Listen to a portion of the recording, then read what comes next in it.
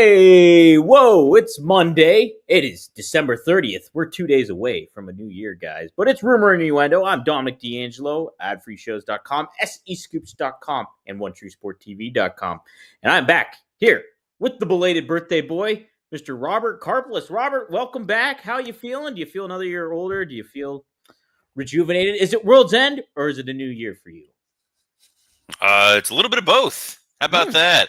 Happy to be back. Happy to be here for the show for real. It has been too long. Dom, we were off last week for the holiday season, or for part of the holiday season.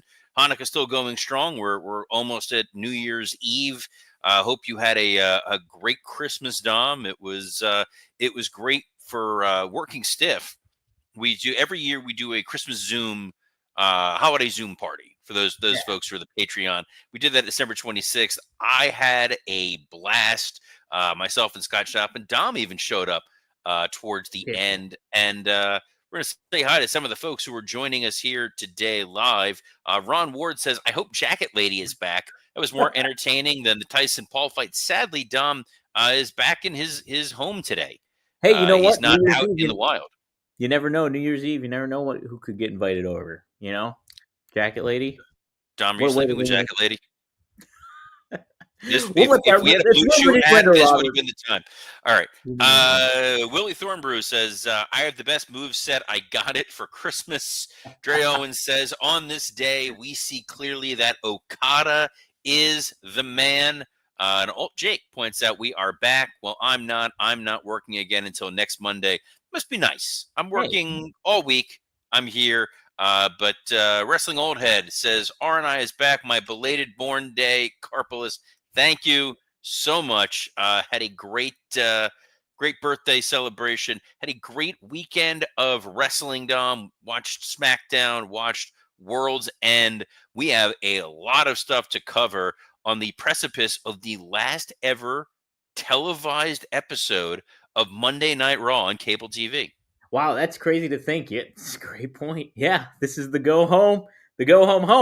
Final one on USA Network. Head before Raw heads to Netflix. Should be a fun show. They've been hyping it even at live events.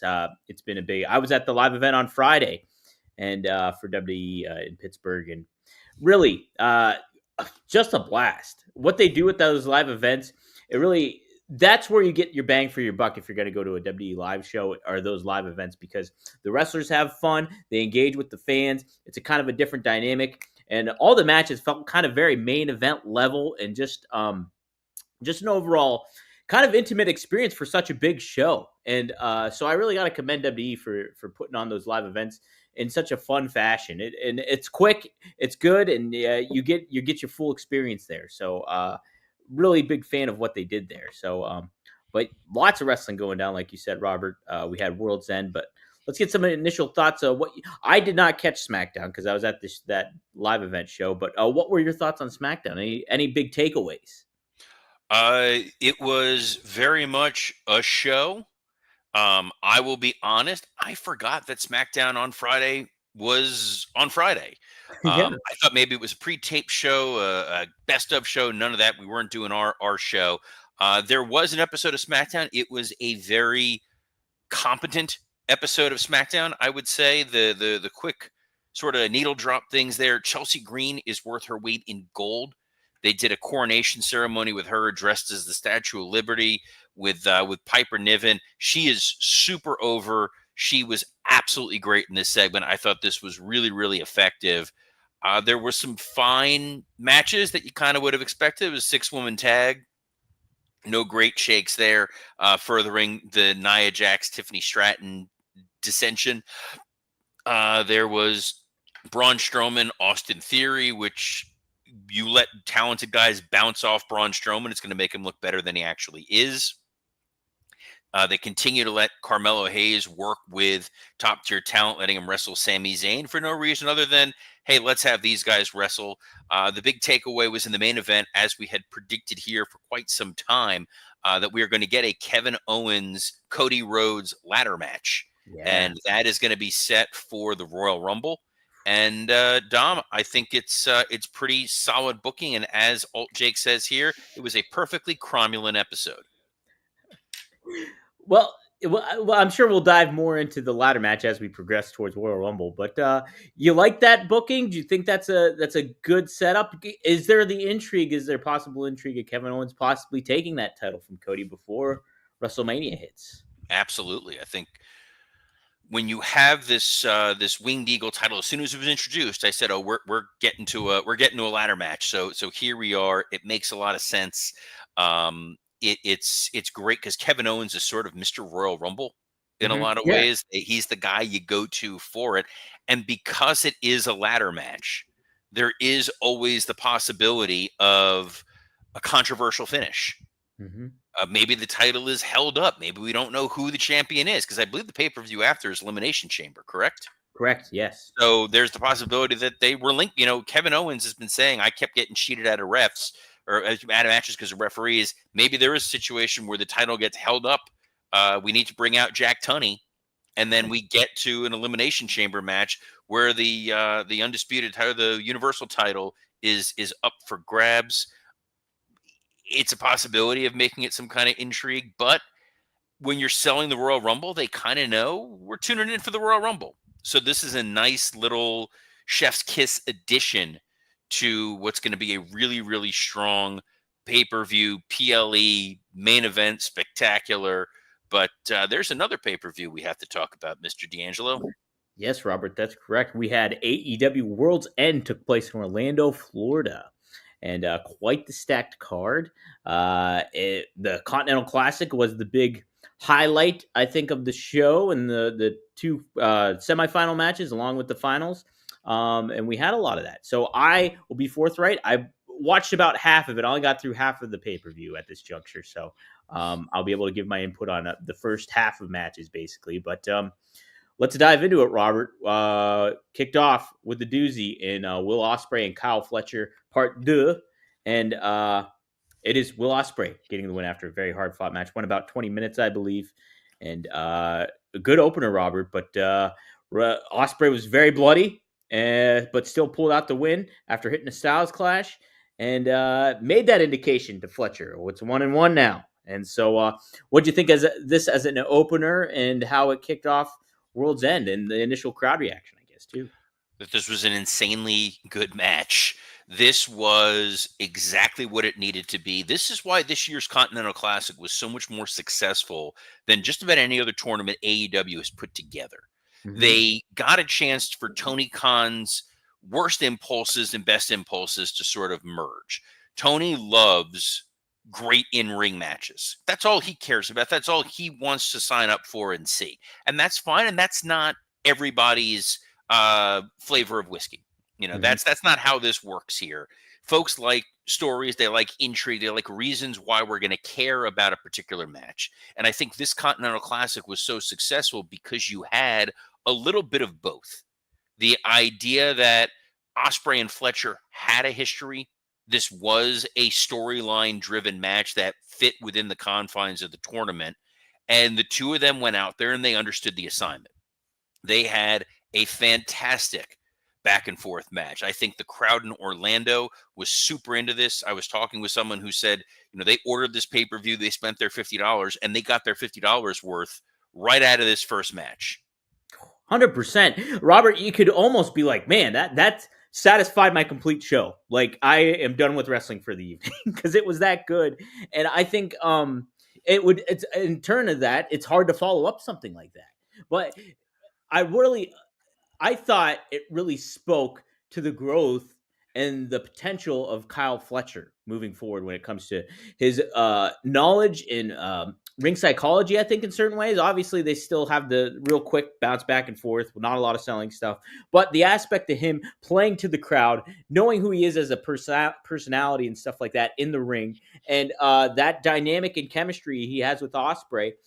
There is so much more on the table for Fletcher moving forward, and I think he's going to be this growing star and has really warranted like one of the most probably improved wrestlers of the year. So I really like this match, Robert. I thought it was good too. So Absolutely. I remember when I first saw him on AEW TV, I took notice of Kyle Fletcher and thought that's a guy you can absolutely hone and shine and make important. And it's where I'm going to disagree. There's a comment here from Working 24/7. It says this tournament was not a success. It was a giant waste of time.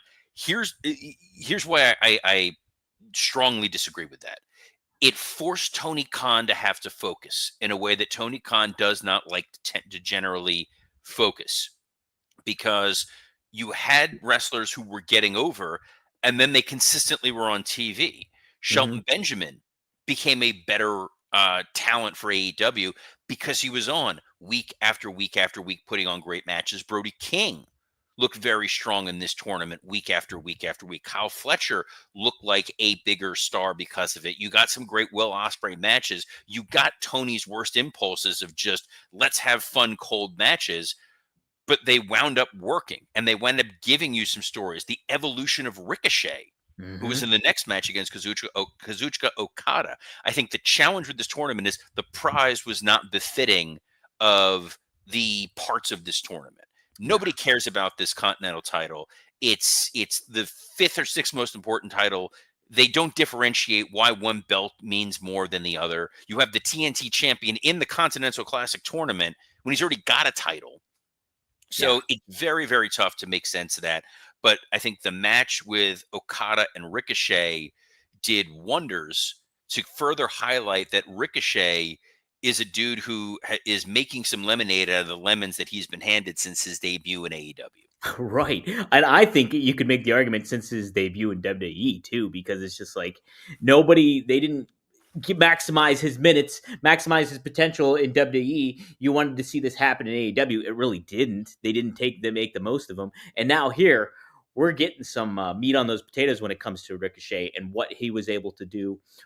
Okada speaks to, I think, Okada, that he was super over and everything to that aspect. But in the same turn, I think what you said, this played to Tony Khan's worst impulses, and they made the most of a lot of this stuff when it comes to growth of somebody like Ricochet and Shelton Benjamin in particular too. But yes, big fan of this match, and then what happened afterwards, I thought was what a way to build and feed off of something like from a tournament of all things that we can be forgettable, but it wasn't. I think him and Swerve, that dynamic is really fun. And I mean, man, look at that look on Ricochet's face when that TP got thrown all over him. I just thought spoke to his ability to play such a great, petulant heel kind of thing that I'm looking forward to seeing what he does more, especially with Swerve. It is the best use of Ricochet because Ricochet, obviously, I'm not saying anything out of school here, not the world's strongest promo, but when he is petulant, when he is petty, when he is obnoxious, it works. Mm-hmm. And the way that they had these two matches with Osprey, a bloody mess, absolutely exhausted, broken, barely surviving, and then you have Okada who beats Ricochet, and you know where you're going for the finals, and then Swerve capitalizing on this moment to further a Swerve Ricochet feud. I love it. I also love the Osprey promo after this match in the back, covered in blood, acknowledging the elephant in the room, which is, hey guys, you just saw two insane matches. I know you're tired. I need you in my corner. I need you backing me up. I think dumbest move 2024, one of the dumbest moves 2024 is giving you Osprey versus Okada essentially for free. And I know it was you bought people ordered the pay-per-view not because they were guaranteed to get Osprey Okada. I think a lot of people assumed that's where they were going, but it was not a guarantee. Osprey Fletcher, Okada Ricochet, that was worth your $50 right there. You Yeah. could have saved your finals for something else. You could have saved it for the next pay-per-view, built it up. They have a number of weird events going on between now and their next pay-per-view. They have that the New Japan show Oh, that kind of Wrestling cast a Dynasty. shadow over this pay-per-view, and we'll get to that in a moment. They have the show they're doing in Australia, the Grand Slam Australia, which is I believe just a regular Dynamite taping, and then their next pay-per-view is not until I want to say March. There is a long Yeah. stretch of time Hmm. until You're they right. get to Revolution. Mhm. So I feel like yes, you could not have stretched this out until then, but to give away one of the big AEW dream matches. Yes, they've wrestled 8 or 9 times. They established that beautifully, but I feel like this is something you could have made a lot of money off of. And on the one hand, Tony Khan likes to kind of make it known he doesn't do business like that. He wants to give whoever's paying for this the greatest show they possibly can, and we've got enough money, we're fine. And on the other hand, he talked about how he aired the brawl out footage in order to secure a deal with Warner Discovery. So 1 minute he's a carny, the next minute he's a super fan. It's very tough to make sense of a lot of it. Something else that was very tough to make sense of was the Mariah May Thunder Rosa match. Did you catch the Tijuana Street fight? Yes, yes, I did. There was I thought it was a fun match to an extent, but I also thought like it really kind of like was just almost sobering in a certain way when Thunder Rosa came out. Her music hits. She has a great presence about her, and like the Tijuana Street Fight, both women were geared up for it, and it felt like a cool match. Ready, and I was ready for it.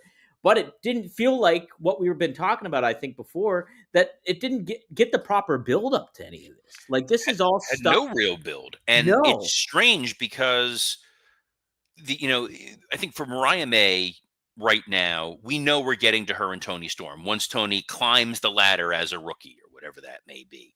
Hmm. Everything else is filler. Thunder Rosa is fine for filler. Her story of she never really did lose the title before. She was out on injury.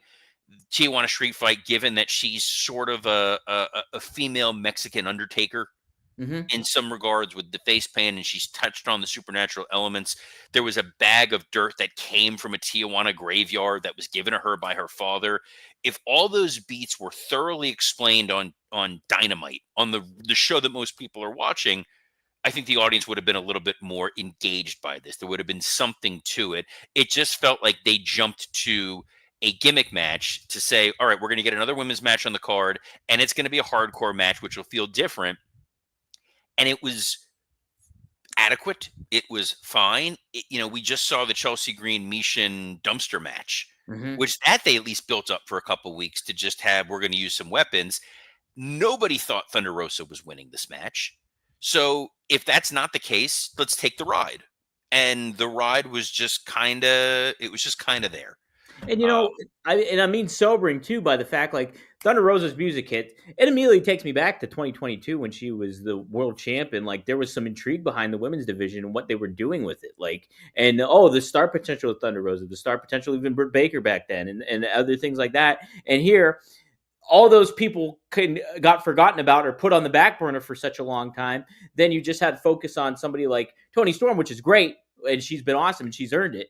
But that's been the only focus there. And then Mariah May got the little boost up too now with the title, but then she gets kind of forgotten about too. So it was just like a doubled punch. It was like, yeah, I would have loved to see this match, and I think I would have been really, really invested into it if they put the proper work in behind to building it up for this match. And it was there, it was good, but it was also like that's unfortunate that it was like that. I think. on the other hand, when you build a story up too much, you get stuck with this MJF Adam Cole match. Yeah. And for a storyline that has been going on for at this point 2 years, this blow off it was good riddance more than anything else.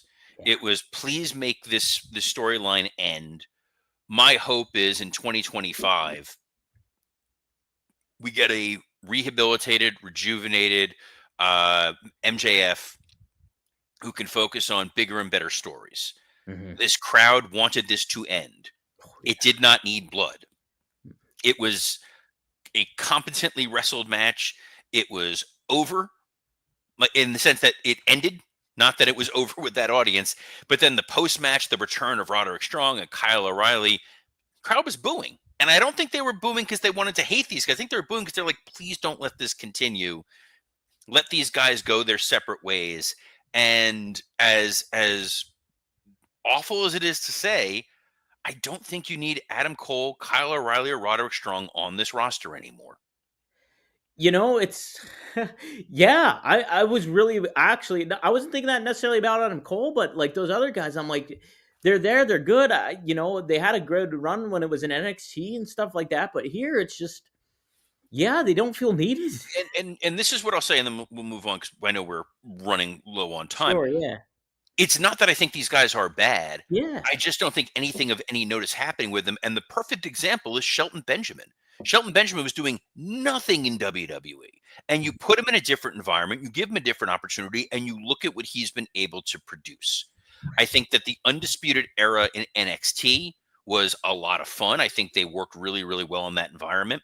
I would not be upset if they were to be released and go to TNA and find their footing in TNA Mhm. or another promotion somewhere else. I just don't think they fit within what AEW could be.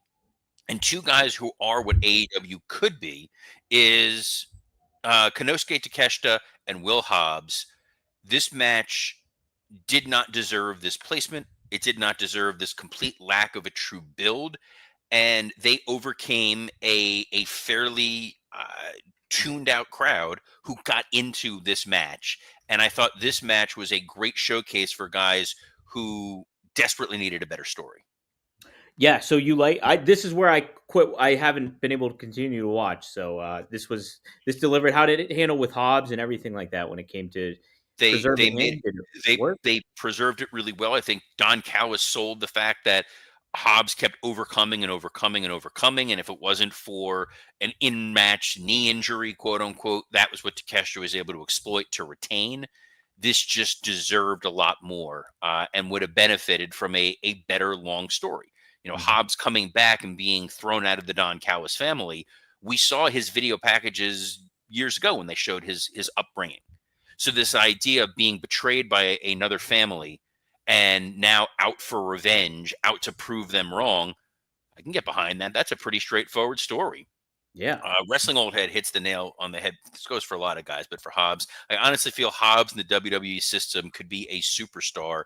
yeah. He's got a look, he's got a physique, he's good in the ring, he can tell stories well.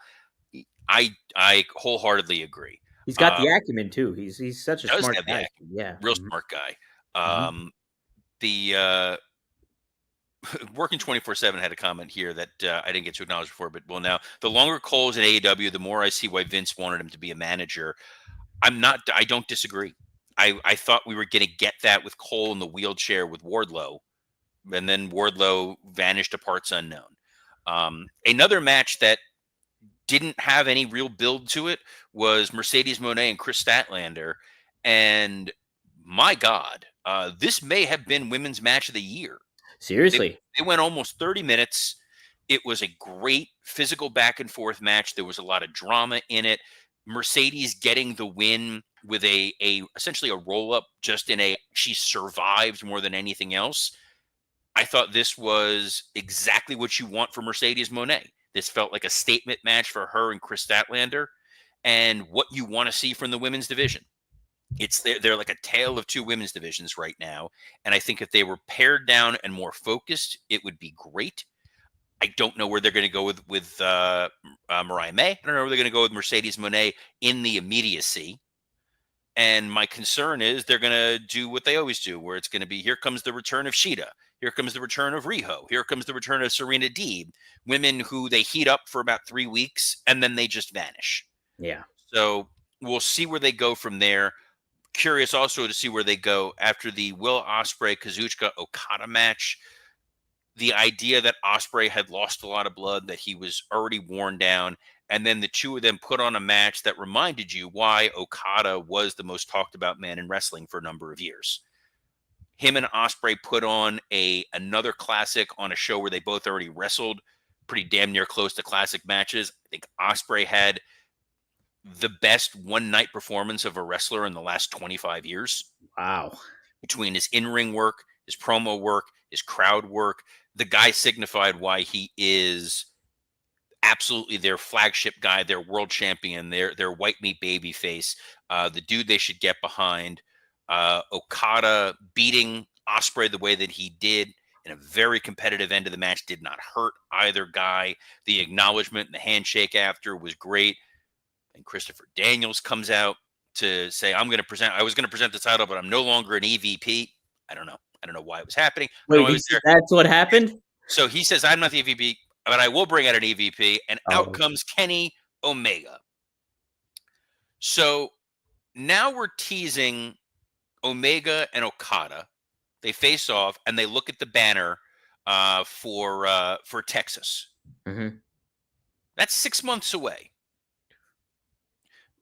It's gonna be a great match, but now we're in a 6-month holding pattern for this. We're in a holding pattern for the Mariah May Tony Storm thing.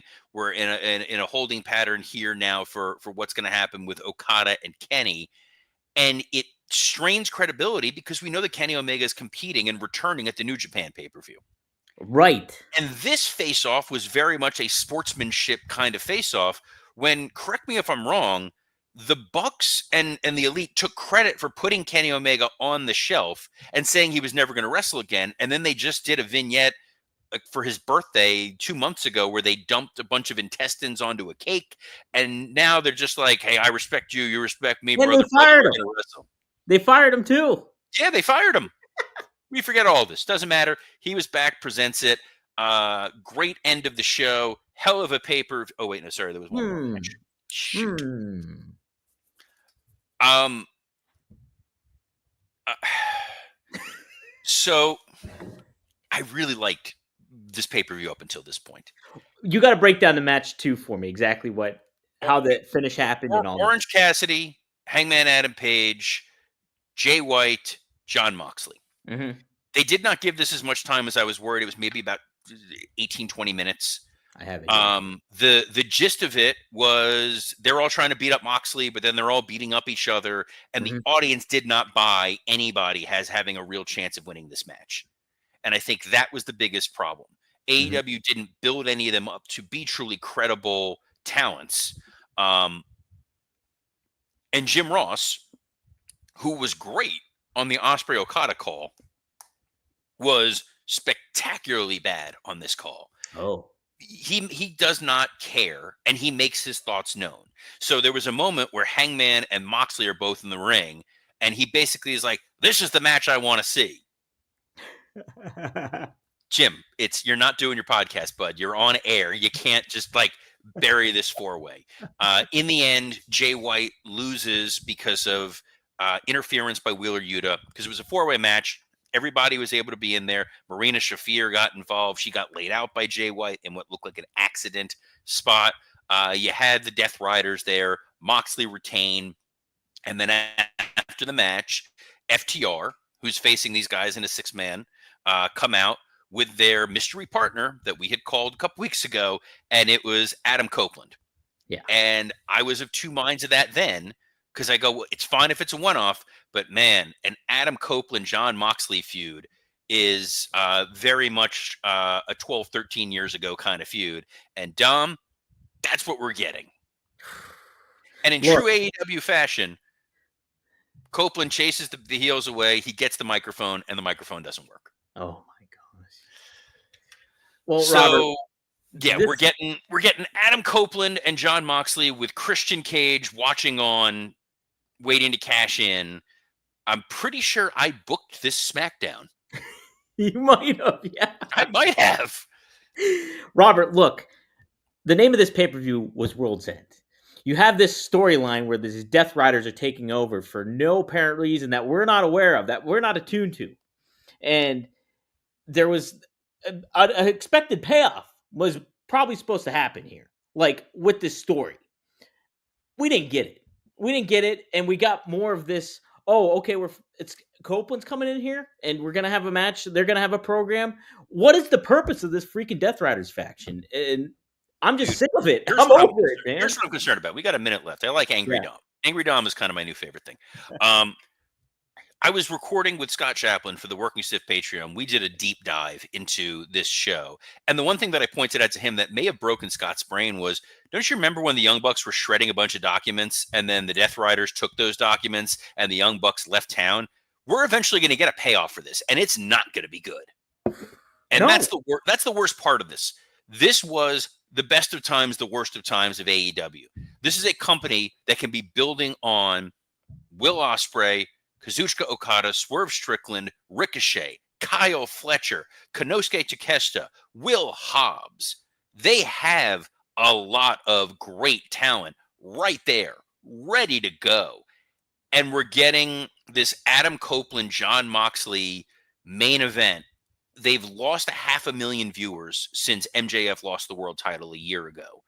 That 500,000 viewers are the people who would have been excited to see Copeland and Moxley, in theory. Your audience right now wants something different. They demand something different. You have something different. Give it to them.